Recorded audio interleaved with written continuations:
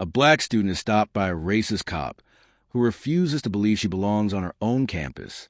What begins as harassment turns into a wrongful arrest. But when she makes one phone call, everything changes. Her father, the city's mayor, storms into the precinct and exposes the abuse of power for the world to see. This two-part story reveals how racial bias can destroy trust and dignity in an instant, but also how courage, family, and community can stand against injustice. The campus of Lakeside University was quiet on a Friday evening. Students walked in groups toward the library, dorms, or the food court. Finals were near, and the tension in the air matched the weight on everyone's shoulders. Nia Carter, a 20-year-old junior, walked back in the library carrying a backpack full of books. She was focused, determined, and known on campus for her sharp mind. Professors respected her. Classmates admired her. Her dream was law school, and she worked day and night to earn it. As she crossed the parking lot toward her dorm, police lights flashed behind her. A patrol car pulled up fast, cutting across the path. A white officer jumped out. His name was Officer Daniels, mid-40s, known around town for being quick to teach lessons. His hand rested on his holster as he barked. "Hey!" "Stop right there." Nia froze, startled. She looked around, confused. "Excuse me?" Daniels strode closer. "What are you doing here?"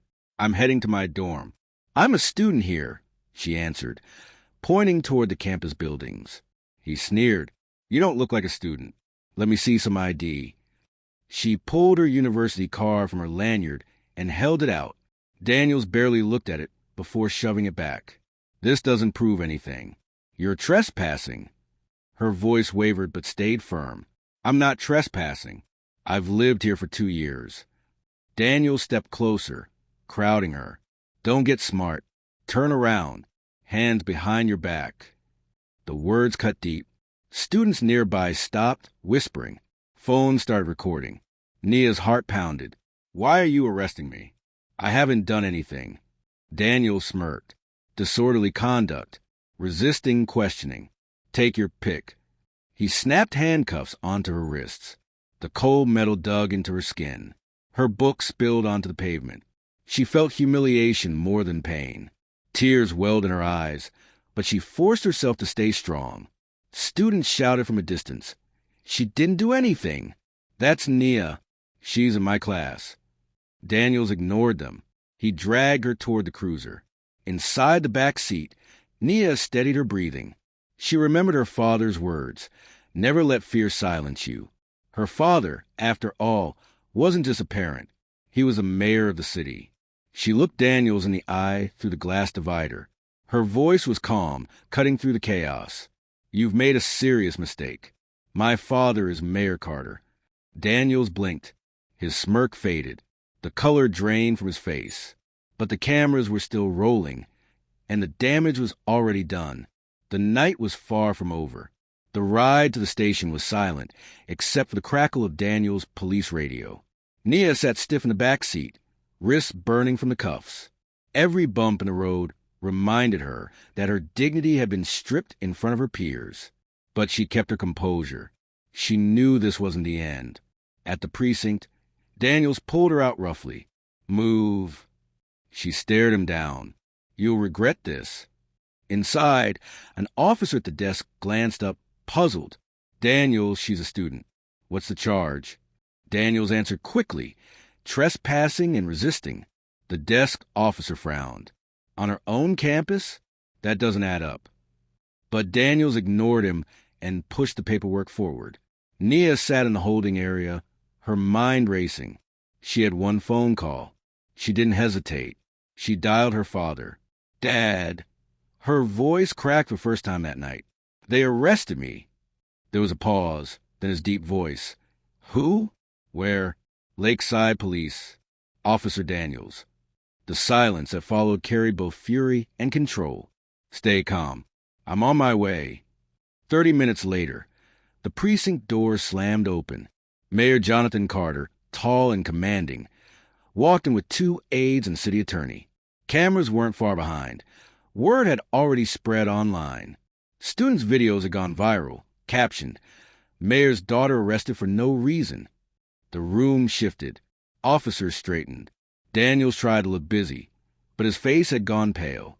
Mayor Carter's eyes locked on his daughter in the holding cell. He turned to the desk sergeant, voice firm but cold. "Release her. Now!"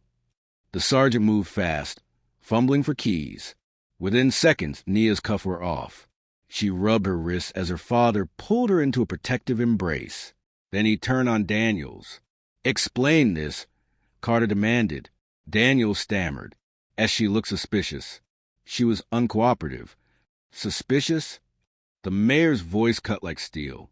"You had her student ID in your hand. Witnesses confirmed she was a student. And still, you humiliated her." Daniels tried to regain control. "Sir, I was just doing my job." "No!" Carter shot back. "You were abusing your badge. And now the whole city knows it." By the next morning, the videos had exploded across social media. News stations replayed the moment Daniels cuffed Nia while she pleaded her innocence.